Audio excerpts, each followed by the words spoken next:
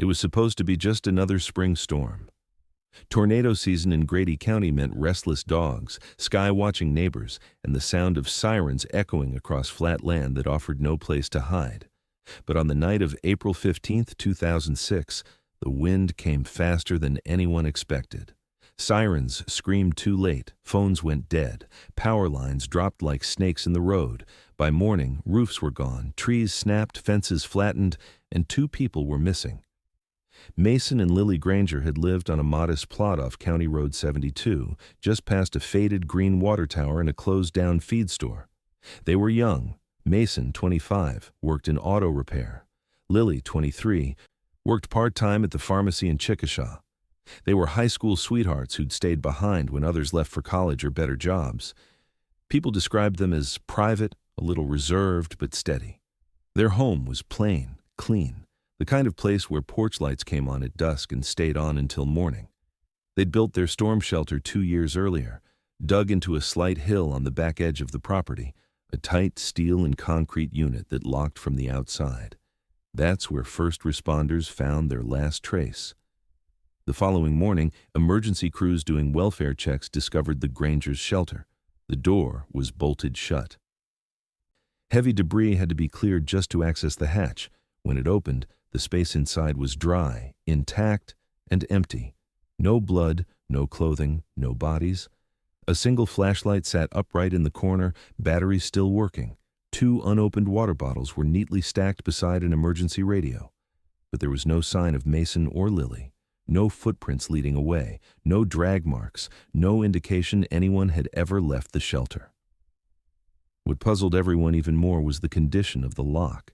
It was an external slide bolt designed to secure the door shut from the outside. It wasn't broken or damaged. It was latched from the outside, tight. At first, people clung to hope. Maybe the couple had panicked and fled just before the worst of the storm hit. Maybe they got turned around in the dark and were holed up somewhere else. But their pickup truck was still in the driveway. Lily's purse and keys were still inside. Her phone had stopped pinging at 9:42 p.m., right around the time the tornado was last seen on radar 3 miles southwest of their property. Search parties were organized quickly. Deputies, volunteers, even prison trustees from a nearby county scoured drainage ditches and wheat fields for any sign. Helicopters scanned the Red River bank. Bloodhounds were brought in, but picked up no usable scent past the shelter. Nothing. It was as if they'd never entered the shelter or never left it. Rumors began almost immediately. Some said the couple had been having problems. Lily had confided in a friend about Mason being off the past few weeks. Others said Lily had found out she was pregnant and Mason didn't want the child. There was even talk that they'd planned to run away together and stage their own disappearance. But their bank accounts remained untouched. Their phones are dead. No credit cards used. Nothing to support the idea that they were anywhere but home the night the storm came. The official explanation, if it could be called that, was that they had likely been swept away before reaching the shelter. Maybe they had tried to run to it, failed to get inside in time, and were lost to the storm like so many others over the years. But there was no debris field, no torn clothing, no shallow graves unearthed by wind. Just silence. What no one could explain was the timing. The shelter had been bolted, the flashlight was standing, there were no signs of panic, no overturned benches or scattered supplies.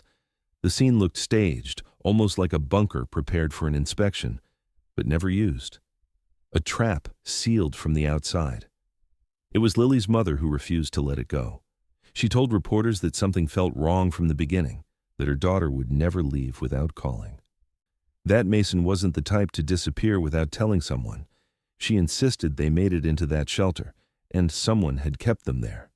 Investigators quietly began treating the case less like a natural disaster and more like a double missing person file. But without a body, without a witness, and without evidence of a crime, there was nowhere to go. No arrests, no suspects. Just a cold, quiet plot of land with a shelter door that still locked too well from the outside. Neighbors kept their theories.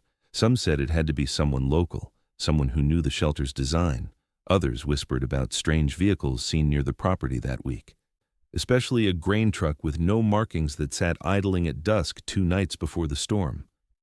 One man even claimed to have seen movement by the barn hours after the tornado passed, but by then, emergency crews were focused on downed lines and ruptured propane tanks. No one followed up. By summer, the property sat empty. Weeds grew tall around the shelter. The house was boarded up, left unsold. Lily's wedding ring was still listed as missing property. Mason's boots were never recovered, and though the wind had long since moved on, the silence left behind never quite cleared. What lingered wasn't just the mystery, but the feeling that whatever had taken Mason and Lily hadn't come from the sky at all. In the first 72 hours, officials clung to the storm theory. Tornadoes were violent, indiscriminate, and unpredictable. People had been swept from porches, from kitchens, from vehicles, some found miles away. Others were never found at all. For Mason and Lily Granger, it seemed like a terrible, tragic possibility. But one detail kept scraping at the edge of the official narrative. The door to the storm shelter had been locked from the outside, and no one could explain how a tornado would do that. Search dogs brought in from Norman were trained to pick up human scent in high-stress zones, even days after exposure. But when they reached the shelter, they circled the concrete like they were chasing a smell that stopped short. Past the door, they sat, whined, laid down. Not one dog followed a trail beyond the hatch. No blood trail, no footprints, nobody. Just silence. By the end of that week, Sheriff Glenn Warnett, who had worked in the county for over 2 decades, stopped calling it a weather disappearance. He said publicly that the case felt wrong. Quietly, deputies began interviewing neighbors, not just about the night of the storm, but about the days leading up to it. That's when the story started to change. A woman from down the road, Edith Lynn, told officers she'd seen Lily crying near the feed store 4 days before the tornado, said she looked like she'd been in a shouting match, eyes red, lip trembling. Lily had walked out without buying anything, just stood at the corner like she was waiting for someone who never came. Another neighbor remembered hearing yelling from the Granger house earlier that week, muffled, short, followed by a door slam.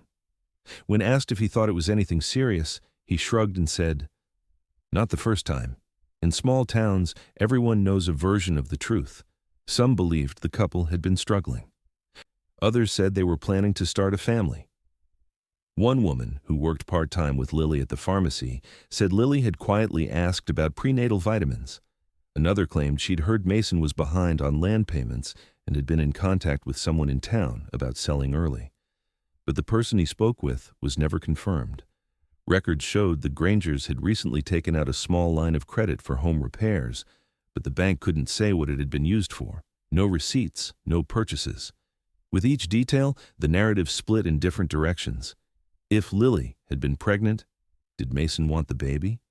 If they were in debt, who was pressing them? And if they were both scared, why hadn't either of them said anything to the family? Mason's father, a retired mechanic who lived 2 towns over, told investigators he hadn't spoken to his son in over a month, said Mason had been distant lately. He wasn't himself, he said. Talking less, thinking too much. Lily's sister, Amy, said she had a missed call from Lily the night before the storm, but when she tried to call back, it went to voicemail. She never heard from her again. Investigators tried to retrace the couple's final movements.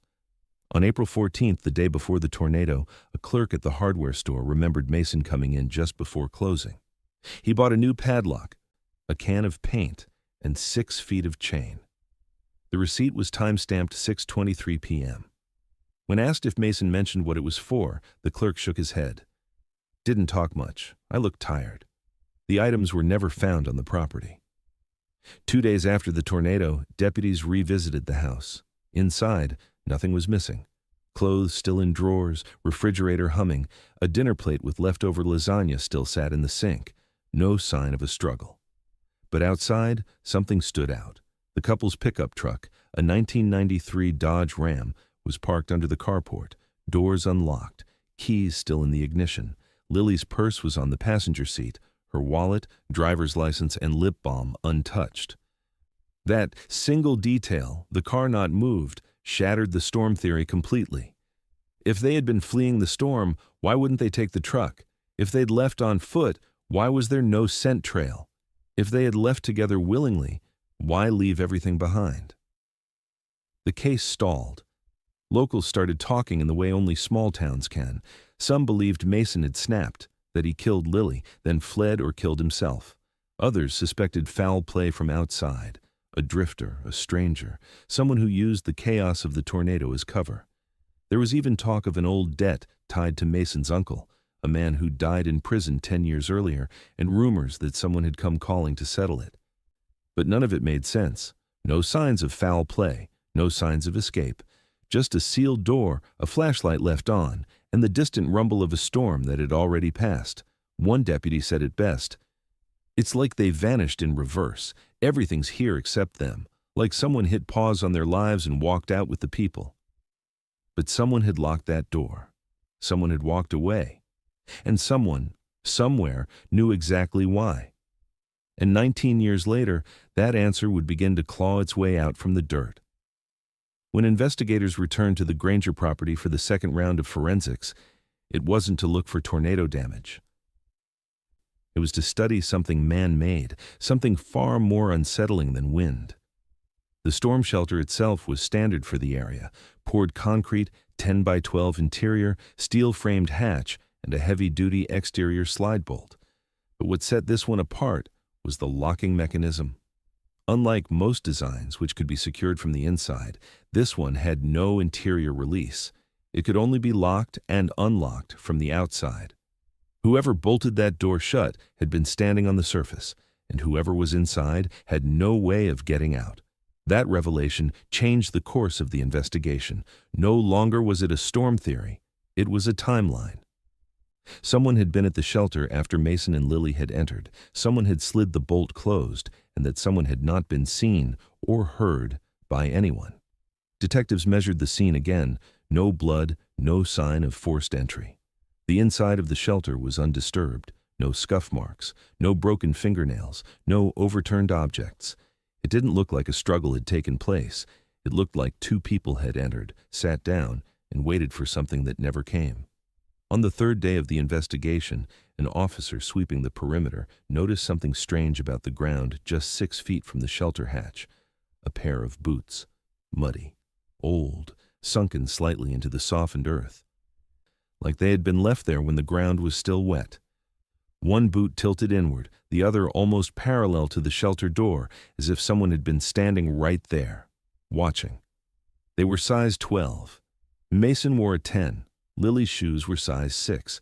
These boots didn't belong to either of them. Investigators bagged the boots and sent them for lab analysis. The tread was worn down on the heel. A cracked seam ran across the left boot's sole. No visible initials. No manufacturer tag left intact. Inside, forensic techs lifted partial skin cells, but no usable fingerprints. The DNA sample was degraded, too compromised by time and moisture to identify anyone conclusively. The only viable clue came from the caked mud inside the ridges of the soles. It didn't match the red clay immediately around the shelter. It came from further down the property, closer to the tree line, near where the old barn used to stand. That barn, neighbors said, hadn't been used in years. It was listed in county records as a utility shed, marked for demolition before the storm ever hit. Most believed it had been knocked down naturally by wind, but no official photos existed of the damage, and no permit had ever been filed for its removal. The boots raised more questions than answers. If they'd been left during the storm, who had time to take them off? If they were left afterward, why in that exact position, facing the door, and why hadn't anyone reported them missing? Detectives floated several theories. One was that the person responsible, whoever had bolted the door, had removed their boots to avoid leaving tracks, then fled barefoot or changed shoes. But there were no other prints. Another theory suggested the boots were a decoy, left intentionally to throw off the timeline or shift suspicion, but that seemed elaborate for a rural crime of opportunity.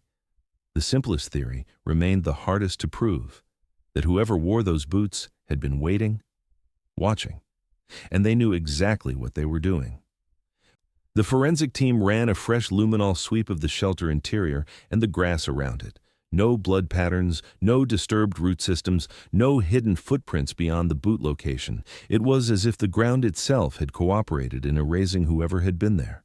And still, The most haunting detail wasn't in the soil, but in the steel. The fact that Mason and Lily had likely walked into that shelter believing they were safe, believing the worst thing outside was a storm. Deputies canvassed the area again, expanding their search radius past the Granger property and into the adjacent farmland. They questioned seasonal workers, checked parolee databases, and followed up on anyone who had worked construction in the area during the year the shelter was installed. One name surfaced: a contractor named Vernon Pike, known for installing rural storm bunkers with reinforced latches. He had a criminal record for trespassing and unlawful detainment in 1999, but no charges had stuck. He had moved out of the county by the time the storm hit. Still, he'd worked in that area long enough to know how to trap someone inside a shelter and leave no trace. When deputies reached out to interview him, Pike denied ever working on the Granger property. No invoices, no contract, just a name that brushed past the edges of the case like a shadow. With no hard evidence and no direct witness linking him to the shelter, the lead went cold. And yet, the lock stayed locked, the boot stayed unmatched, and the silence around that shelter got harder to ignore. There was a growing sense among investigators that someone had used the tornado, not as a threat, but as a mask, a way to disappear two people without drawing attention. Because in tornado country, things vanish all the time. Trees, trailers, whole lives. Nobody looks twice at a missing person, not at first. But this wasn't a natural disappearance. It wasn't windy. It wasn't chaos. It was something methodical, personal. Someone had bolted that door with intention. And whatever happened next didn't come from the sky. There was something else buried out here, something that hadn't surfaced yet. And when it did, it wouldn't come in the shape of a body. It would come in the form of a name. It was almost 2 weeks after the tornado when the tip came in.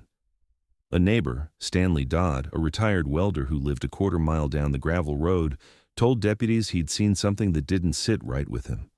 On the night of the storm, maybe 2 hours before the sirens went off, he'd noticed a grain truck idling just beyond the Granger's property line. No markings, no lights, engine rumbling low. He said it was too far for him to see the plates, but close enough to know it didn't belong to anyone local. No one had a delivery scheduled, and with a storm rolling in, no one should have been out there at all. The detail wasn't ignored. Deputies pulled traffic camera data from surrounding highways, but rural roads don't run on surveillance. They asked around. A few residents remembered seeing a similar truck the week before, beat-up red cab, torn canvas on the bed, driver tall with a limp. That description, paired with the timing, led them to one name: Russell Barlow.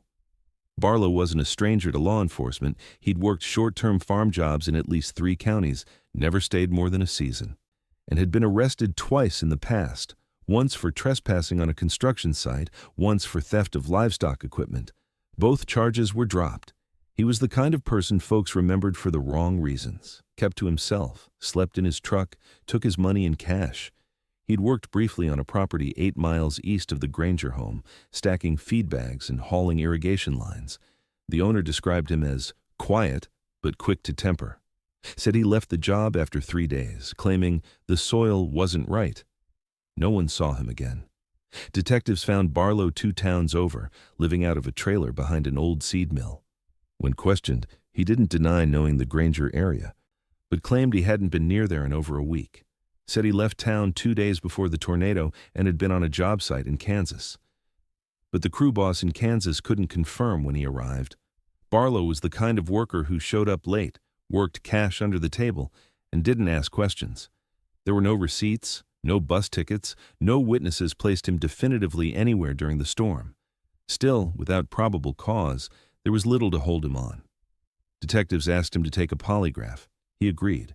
The results came back inconclusive on several questions, most notably, were you on or near the Granger property the night of April 15th? But the test wasn't strong enough to use in court.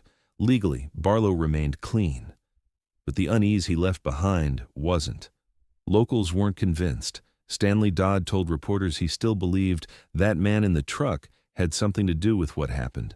Said he didn't trust anyone who worked alone and drove without headlights. Others recalled Barlow asking odd questions before the storm about property lines, storage sheds, what people kept in their barns. One woman at the diner swore he stared too long at her teenage daughter, asked if they had a storm cellar, and if it was well built. But suspicion wasn't evidence, and law doesn't run on instinct. Investigators returned to the Granger property with Barlow in mind. They re-examined the area near the shelter and the now demolished barn. The grain truck had no connection on paper, no tire track survived the storm, no camera footage placed there, and no tools or items at Barlow's trailer tied him to the Grangers. He didn't own boots that matched the pair found outside the shelter. His DNA wasn't on file to compare. And most chilling of all, he didn't seem nervous. He didn't see anything. One deputy noted how flat his voice was during the interview. No shock, no curiosity. Like he already knew what we were going to ask and didn't care either way. When they pressed him about the shelter, he said he didn't know the Grangers and didn't much care for Oklahoma soil anyway. When asked if he'd ever installed one himself, he shrugged. Maybe. You dig enough holes in this state, everything starts to look like a coffin. It wasn't enough to hold him, not then, not legally. Barlow packed up his trailer and left town within a week. No one saw where he went. His name wasn't tied to another address until 5 years later, when he was cited for loitering in New Mexico. Even then, he paid the fine in cash and disappeared again.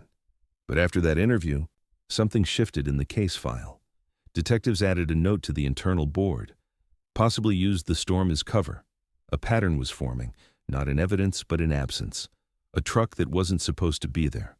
A man with no ties and no alibi. A storm that gave just enough chaos for someone to move unseen. Still, with no body, no weapon, and no witness, the case remained stuck. Until someone else came forward. It wasn't about Russell Barlow directly. It wasn't even about the storm. It was about a name scribbled inside a drawer, one that Lily's sister had kept to herself for nearly 9 years, a name that led investigators to someone else entirely. Someone who'd once helped build the very shelter Mason and Lily disappeared from, and someone whose fingerprints were finally about to surface from the dirt. By early 2007, the Granger property had become just another forgotten patch of land in a county full of them. The tornado had done its damage, the house left abandoned, the fields overgrown. Months passed with no updates, no new sightings, no trace of Mason or Lily. With the shelter sealed and the investigation cold, the case was unofficially closed in everything but name. The farm sat empty until someone else bought it. That spring, a man named Carter Yates, a contractor from Tulsa looking to flip rural properties, purchased the house and surrounding 5 acres at a reduced price. He didn't know the full story, only that the couple who once lived there had vanished during a storm and that no one had lived in the house since. To him, it was just another renovation job, peeling wallpaper, leveling floors, updating wiring. But 3 weeks into the remodel, while gutting a small storage room off the kitchen, Carter found something wedged deep inside the wall. Behind a cracked section of plaster, sealed between the studs and wrapped in deteriorated plastic, was a single sheet of lined paper. A ledger page, torn, water-damaged, and folded twice. Carter thought it might have been part of an old utility bill or house plan, but when he unfolded it, the writing inside made him stop cold. The list was handwritten in neat, deliberate strokes. On one side, names, first names only, some with initials, others with nothing but a nickname or dash. Opposite each, dollar amounts, all uneven, some large, $2,400, $3,500, others as small as $60, and at the bottom, centered between 2 names, was a crude symbol. A circle with a clean diagonal slash through it. It looked like it had been drawn with a carpenter's pencil, quick, sharp, pressed deep enough to scar the paper beneath. Carter turned it into the local sheriff's office the next day. Investigators immediately noted that the handwriting appeared to match samples from Mason Granger, notes from high school, old receipts from the hardware store. It wasn't an exact match, but close enough to be flagged. The paper's age also aligned with the time frame. Moisture and wall insulation had damaged most of the ink, but lab analysis dated the document to late 2005 or early 2006, just months before the disappearance. The names were harder to trace, first names only. Too vague, but one stood out, R. Barlow. The same initials as the farmhand with the grain truck. Next to it, $900. A second name, V. Pike. underlined, no amount listed, and then one final entry with no name at all. Just the strange symbol. Next to it, $6,000. Detectives didn't know what to make of it. Theories spun out in every direction. Some believed Mason had gotten involved in an underground gambling ring. Others thought it was tied to land speculation, debts owed to unlicensed contractors or loan sharks operating outside official channels. There were whispers, never confirmed, about rural cults that marked debts with symbols instead of names. That circle with the slash? Some said it was an old warning sign used in prison gangs, a way to signal betrayal. Others thought it meant payment was overdue, or that the person attached to it no longer mattered. But none of it brought Mason or Lily back. And nothing on the ledger explained why two people would vanish mid-meal with their shelter locked from the outside. The paper was entered into evidence and stored with the rest of the case files. Deputies revisited old leads, circling back to both Russell Barlow and Vernon Pike. But Pike had moved out of state years earlier. He now lived under a new name, running a quiet storm shelter business in western Missouri. When contacted, he denied any involvement with the Granger case, claimed he never met Mason or Lily, never worked on their property. When asked about the symbol, he said nothing. Just hung up. Barlow, for his part, had disappeared again. No fixed address, no forwarding contacts. A transient in every sense. But the timing of the ledger, its placement, the people listed, the amounts, kept pulling attention back to that final symbol. Why was it singled out? Why was it deeper, darker, etched in thicker graphite than any name? The sheriff's office brought in a retired financial crimes investigator to look over the page. His conclusion was simple and chilling. He believed the ledger wasn't just a list, it was a threat, a tracking sheet, an informal balance of who owed what and who had paid. The lack of an amount next to Pike's name? That meant he wasn't the one owing, he was the one collecting. And the 6,000 entry with no name? That was likely the target. Mason and Lily hadn't told anyone about financial trouble. Their accounts were modest, but not empty. No large withdrawals, no unexplainable purchases. But if Mason had taken a private loan or gotten involved in something off the books, he may have tried to pay it off quietly. And if he couldn't? That ledger was more than evidence. It was a countdown. Still, it wasn't enough for an arrest. Not without confession, not without a body. And so it joined the rest of the file, stacked behind blurry photos of a storm shelter and a list of names that led nowhere. But Carter Yates didn't forget. He never sold the house. He finished the renovation, then left it vacant. Something about what he found behind that wall unsettled him in a way he couldn't explain. He said the silence inside the house felt too still, like it was waiting. And outside, near the tree line where the old barn once stood, the earth had started to shift.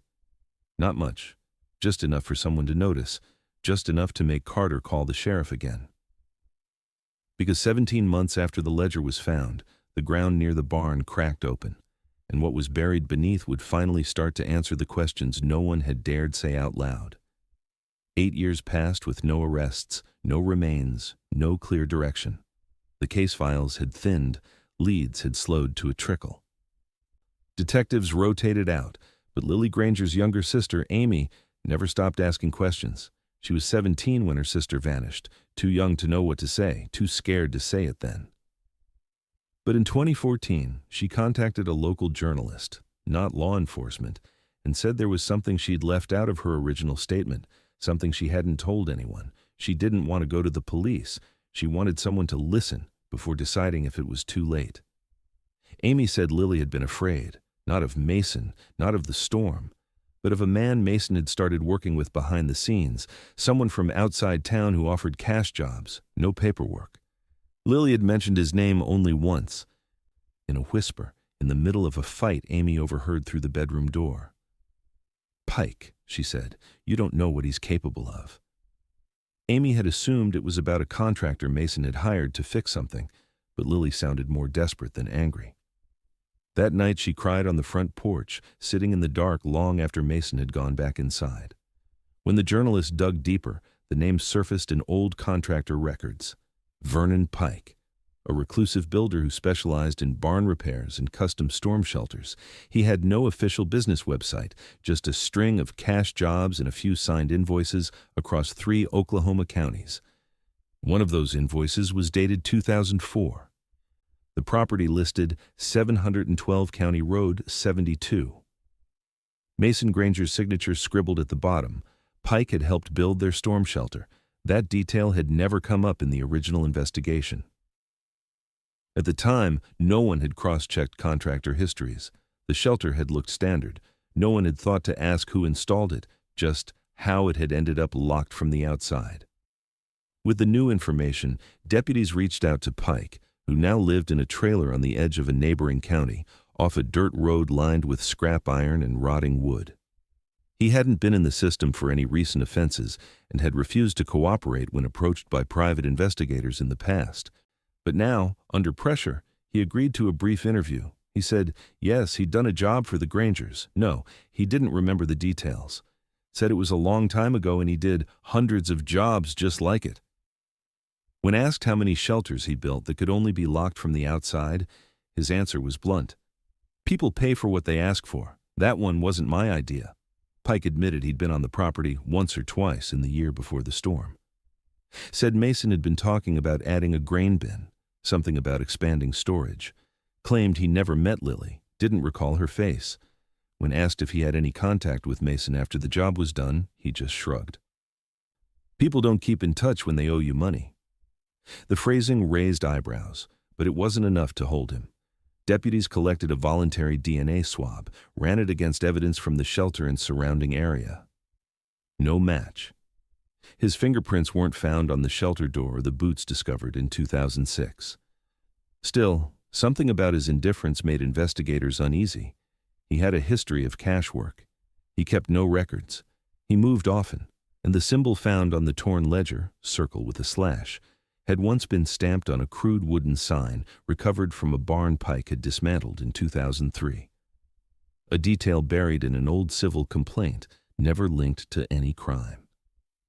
Amy's tip had cracked something open, and though Vernon Pike didn't confess, he left behind the kind of silence that lingered. He didn't ask about Lily. He didn't ask why they were revisiting the case. And when the deputy stood to leave, Pike just said, "Some things get buried for a reason." By the end of 2014, the case was reopened unofficially. Detectives pulled every invoice Pike had ever signed, compared addresses, dates, designs, cross-referenced storm shelter layouts with unsolved missing person cases. 2 stood out. Both involved properties with shelters installed by Pike.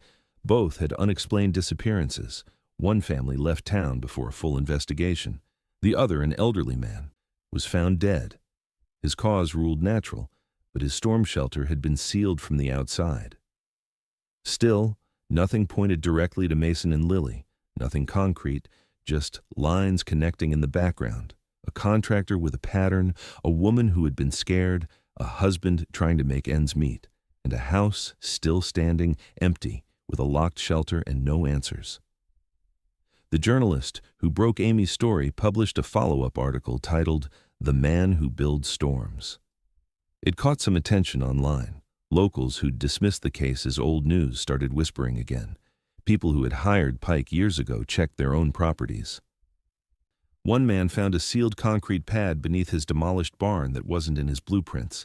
Another, a farmer, recalled being warned by Lily once in passing. Don't ever be alone with that man. But stories don't count as evidence. And by then, Pike had moved again. No forwarding address, no license, just a disconnected number and an old invoice with Mason's signature on it. Back at the Granger property, the land stayed quiet. The barn was long gone, torn down by the new owner after too many beams rotted through. But the ground behind it, the place no one had thought to dig, the section near the old feed pit, that earth would come into focus next. Because a year after Amy spoke up, a drought would dry the land to cracked clay.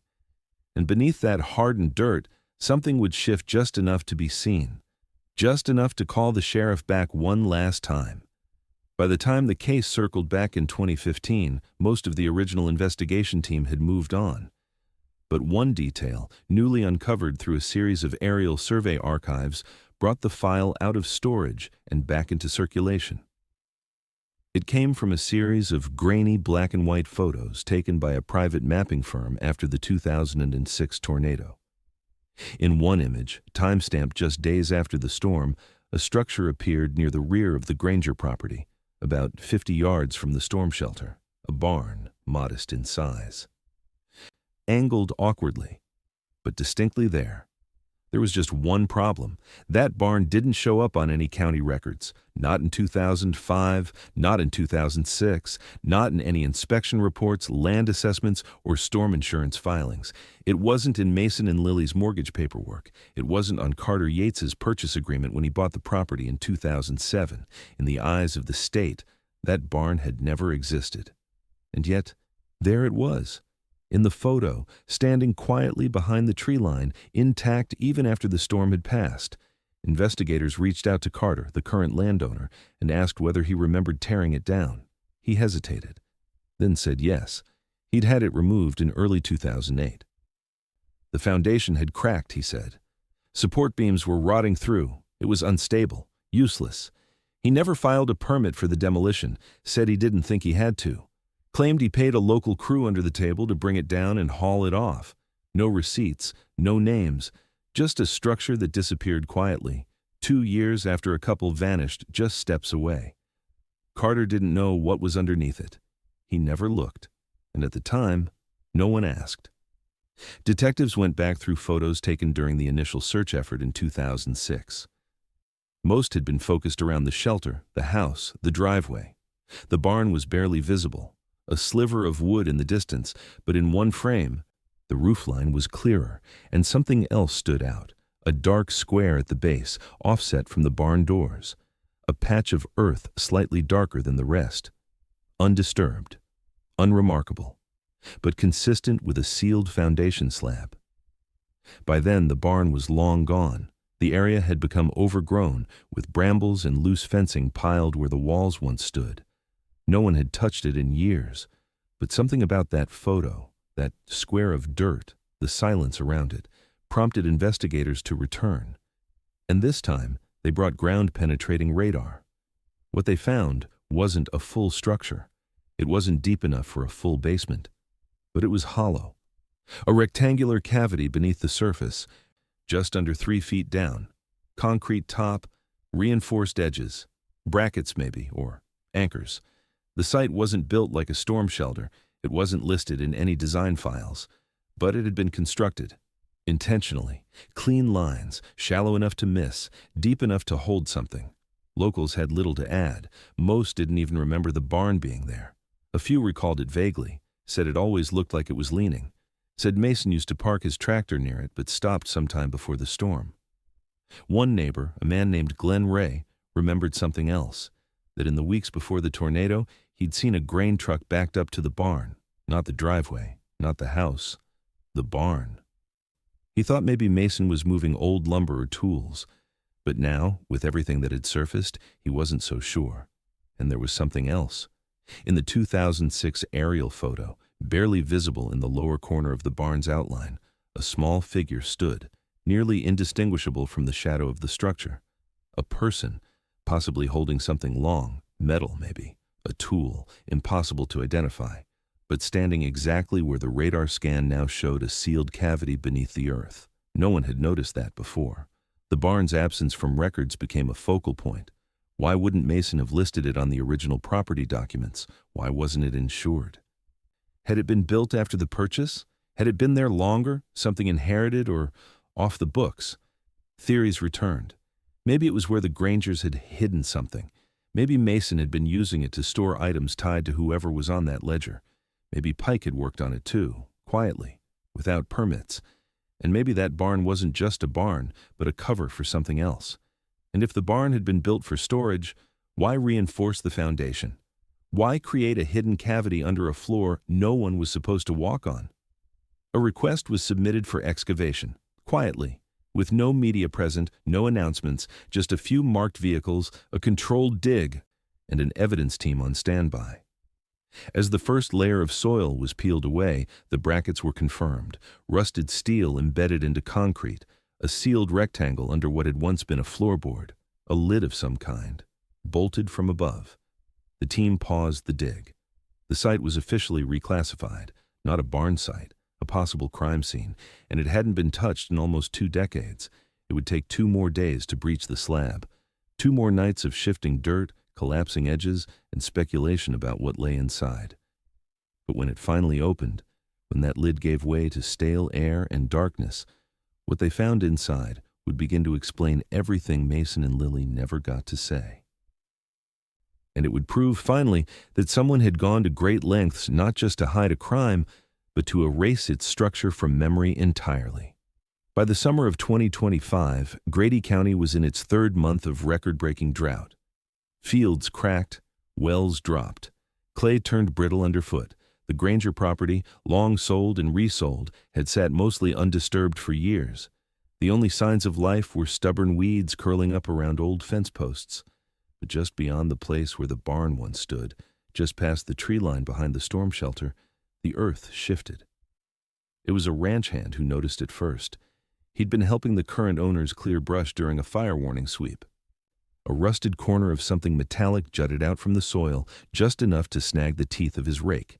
He assumed it was scrap, but when he bent down to move it, he realized it wasn't metal. It was concrete, edged in rust, covered in thin woven rope that crumbled the moment it was touched. Authorities were called to the scene within hours. The landowner granted immediate access.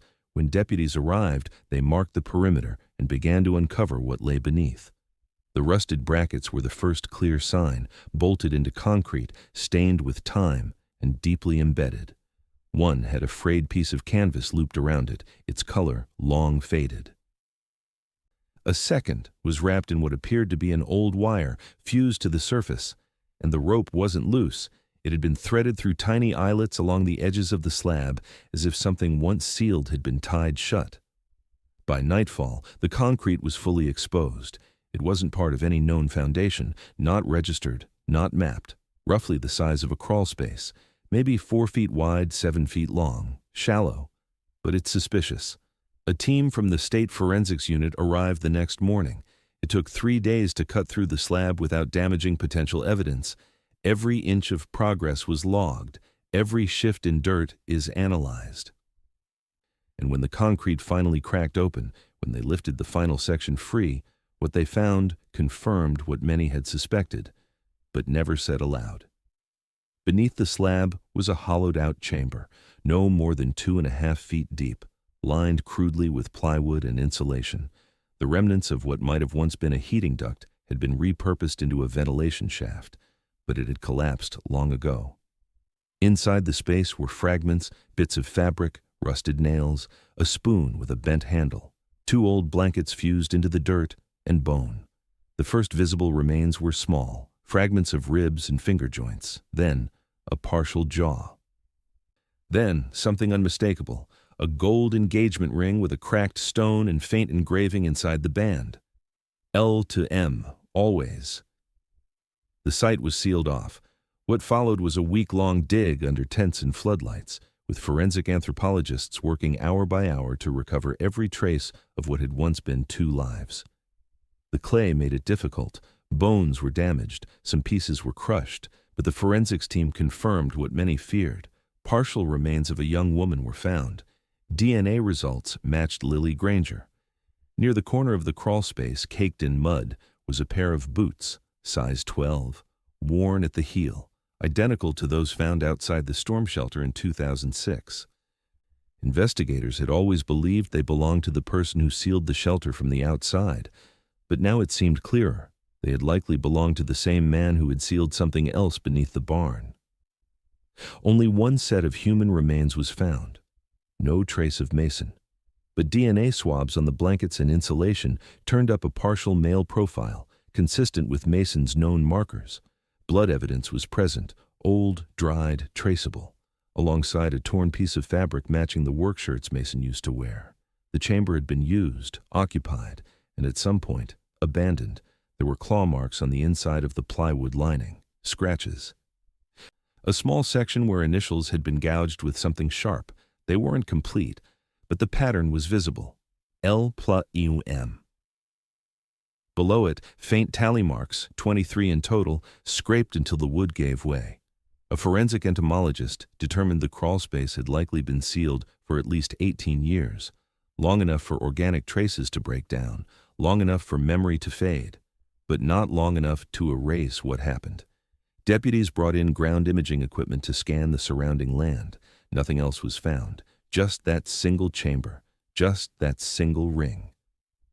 The news broke quietly at first, then quickly. Lily Granger had been found. She had been buried just 50 yards from the storm shelter where she was last seen, under a barn that wasn't on the map, under concrete that wasn't supposed to be there, and someone had gone to great lengths to keep it that way. The discovery reignited the investigation. The old ledger was re-examined. Vernon Pike's invoices were revisited. Russell Barlow's name resurfaced again, though he hadn't been seen in years. But one thing was now undeniable. Lily hadn't vanished. She'd been left behind. And what haunted everyone most wasn't just where she'd been found. It was what, or who, hadn't been found with her. Because if Lily had been buried under the barn, then where had Mason gone? Forensics teams spent the next 6 days extracting everything they could from the crawlspace beneath the vanished barn. But it wasn't until the 4th day of sifting that they realized the concrete slab hadn't been the only seal. Just beneath the dirt-packed floor, tucked behind a rotted plywood panel, they uncovered what appeared to be the top of a buried hatch. Hinges rusted flat, the handle fused with sediment. Once unearthed, it revealed a narrow descending passage. The structure extended deeper than they thought, not a crawl space, a second chamber, a hidden cellar. The ladder was gone, long since ripped out or never installed. Investigators had to descend carefully, using harnesses to avoid collapsing the surrounding soil. What they entered was a space no larger than a shipping container. The walls were hand-built, rough planks nailed in unevenly, no insulation, no airflow, just wood, old blankets, and silence. The stench was faint, distant, like rot that had long been buried and forgotten. What remained inside hadn't decomposed in the open air. It had withered slowly, in heat, in darkness, pressed into clay. And everywhere they looked, they saw signs that someone, or more than one person, had once lived down there, or tried to. Along one wall, claw marks cut deep into the wood, layered over one another. Desperate scrapes in different sizes and angles, as if made at different times, some small, sharp, frenzied. Others are slower, lower, as if the person making them had stopped trying to escape and started trying to be remembered. Near the corner, investigators recovered 2 water-stained notebooks, so damaged they crumbled when touched. But in a gap between the wallboards, tucked carefully behind a loose beam, they found something else. Scraps of paper torn from what might have been receipts, grocery lists, or packaging, anything that could be written on. The handwriting on each was shaky, fragmented. Some are barely legible, others are hauntingly clear. One read, "No more voices, just dirt now." Another, "April 24th, I think, 8 days. Or 9. And then, "Still breathing, can't feel my legs, think Mason's gone." It wasn't signed, but one final note was. A scrap of torn brown paper, lined with mold, read simply, "Shelter was never for storms." Beneath it, 2 initials, RP and VP. For investigators, it was a punch to the chest. RP, Russell Barlow. VP, Vernon Pike. Both names had swirled around this case for years. Now, finally, there was something connecting them. Not officially, not in a courtroom, but here, scratched into the corner of a hidden cellar that no one had ever meant to find. DNA swabs taken from the blankets and support beams confirmed the female profile as Lily's. That had already been known from the bones recovered above, but the real shock came when traces of male DNA were found too. Blood smears, skin cells embedded in the old wool fibers. They matched Mason Granger. He had been there, in that room, under that barn. Whether alive when Lily was buried or before, investigators couldn't be certain, but the DNA didn't lie. Still, his body wasn't found, no additional remains, no trace of where or how he might have left, if he ever did. The cellar bore no exit, no trapdoor, no tunnel. It was sealed on all sides, meant to contain, not hide. And yet at some point, Mason's blood had mingled with Lily's. He had been there. He had been close. The tally marks scratched into the wall offered another clue. 23 strokes, carved carefully in the same position as Lily's initials. 23 days. She had lived down there, at least that long. It changed the narrative. This hadn't been a sudden disappearance. It hadn't ended the night of the storm. Someone had kept her alive, kept them both, possibly, underground, hidden and silent. Someone had brought them water, removed waste, maybe feed them, until one of them was gone and the other was left behind. Investigators now believed the cellar was designed specifically for that purpose, a makeshift holding site. A space built under the guise of a barn structure that no one kept records of. The ropes embedded in the slab, the bolted brackets, the collapsed vent shaft, they all suggested planning. Purpose. Whoever had sealed it had done so with care. No visible entry from above. The slab poured clean. No construction mess, just a hidden room under a barn that no longer existed. The initials on the paper weren't enough to make an arrest, but they changed the case classification, from cold missing persons to homicide with probable intent. Barlow, whose name had hovered like smoke for nearly 2 decades, had never resurfaced after 2016. His last known sighting was in a motel in Texas. Pike, meanwhile, had rebranded his shelter business under a different license, moved 2 counties west, and continued working in rural areas without regulation. When interviewed again following the cellar discovery, he denied ever stepping foot under the Granger barn, said he had no idea what investigators were talking about, but when asked if he recognized the phrase, "shelter was never for storms," he froze. Didn't answer. Just stood there, eyes narrowing, mouth slightly open. He never gave a statement, but the cellar did. The tally marks, the notes, the scratches. Lily had tried to stay alive. I tried to count the days, tried to leave behind something someone would eventually read, and now someone has. A small, crumpled scrap of paper that confirmed what no one wanted to admit for 19 years. They were never meant to survive that shelter. The notes found in the cellar were enough to shift the case from suspicion to momentum. Investigators who'd once walked away now returned with a different lens. No longer chasing shadows, they were connecting operations. What began as a missing persons case during a tornado was now a homicide investigation woven through rural crime networks, hidden properties, and unregistered construction designed to vanish as quickly as it appeared. The initials were the map VP and RP Vernon Pike and Russell Barlow. Barlow had always floated around the edge of the file, the drifter with no roots, the man in the grain truck. He was never tied to anything solid, no fingerprints, no bank trail. But now, with his name etched inside a trapdoor beneath a barn that never should have existed, his presence was undeniable. When detectives revisited financial records from surrounding counties, old sales logs, vacant parcels, tax liens, they uncovered a string of quick-turn land transfers that had Pike's signature on the contracting end and cash paid from buyers linked to aliases Barlow had once used.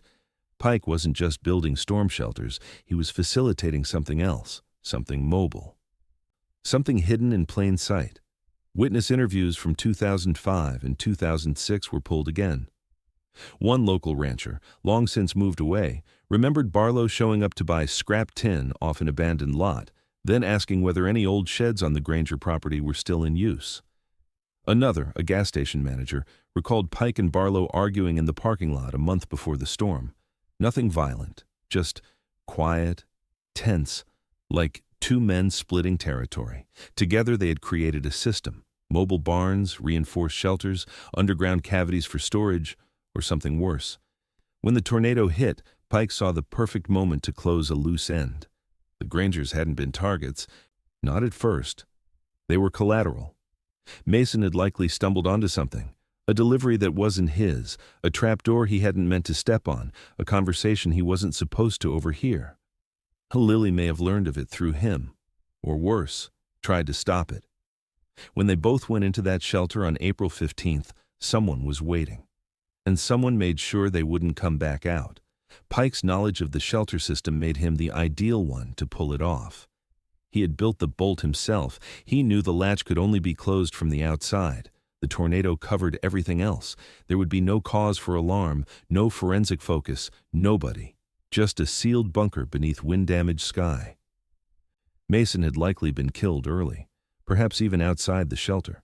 The blood DNA found in the cellar was his, but too little to suggest long-term injury or suffering. Lily, on the other hand, had been kept. The tally marks, the pleas scratched into wood, the bent spoon. She was alive for weeks, held underground, left with nothing but a name and a message. Shelter was never for storms. With enough physical evidence, the case was handed off to a joint task force. Vernon Pike was arrested at a rental property in Noble County. He had been midway through another barn renovation, no license, no permits, just plywood, concrete mix, and a set of freshly welded steel brackets, identical in design to those found on the Granger slab. His truck carried old ledgers, names, dollar signs, codes. One line simply read, G72, tied off. He denied everything, claimed the initials meant nothing, said he had built hundreds of barns, dozens of shelters, couldn't remember which ones. But in his backyard, investigators found a notebook wrapped in tarp beneath a pile of fencing wire. It was water-damaged, warped, but still legible in parts. One page listed a job site, CR72 Storm Pit, final lock past 2R. When asked to explain the note, Pike refused. He's currently awaiting trial on multiple counts of homicide, unlawful detainment, and evidence tampering. The investigation is ongoing. Russell Barlow remains missing. A warrant is active, but no confirmed sightings have placed him in the U.S. since 2016. He may be dead, he may be hiding, but his name will be called at the trial. Back in Grady County, the land has changed hands again. The storm shelter is filled, the slab has been broken and removed, but locals still talk about the barn, about the place where Lily had been, where she waited, where the ground never quite settled. They say even before the drought, even before the dig, something always felt off in that corner of the field, like the soil didn't know whether to hold or give, like something underneath it still needed to speak. And now, it has. Because 19 years after Mason and Lily disappeared into a shelter during a spring storm, the truth finally surfaced. They hadn't run. They hadn't been lost to the wind. They'd been sealed beneath a barn, locked away by men who used weather as cover and trust as a weapon. And what was unearthed in that red clay, those scratches, that ring, that silence, will never be forgotten. Not by those who searched, not by those who built it, and not by a town that now knows exactly what lived beneath its soil all those years.